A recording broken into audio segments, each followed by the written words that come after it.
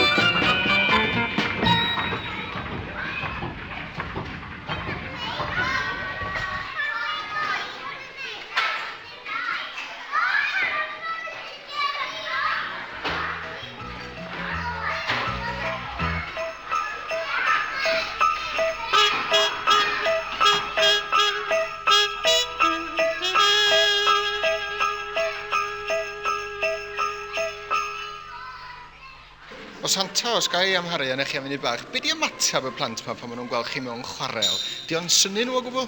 Wel na chdi, dwi'n meddwl chi, dyn nhw'n pethau, maen nhw weld i gwyneba nhw, maen nhw'n weld i maen nhw, a dyn nhw'n gysidro'n lle maen nhw, de. Mae rhai yn nhw'n wrth gwrs yn dweud bod mae'n siŵr bod gen i le i gysgu lawr mae'r rwla, de. Be fyddwch chi'n dweud wrth y plant pan maen nhw'n dod i'ch gweld chi ta? Wel, byddai'n gofyn am beth haedden nhw, yn gofyn byddai'n gofyn ydy, dyn nhw wedi gyrru llythyr i mi, mi gael bob ei ddwad yn odolig.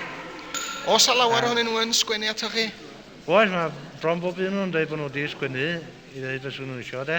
Pa fas anrhegion mae plant yn gofyn amdanyn nhw'n adolyg yma?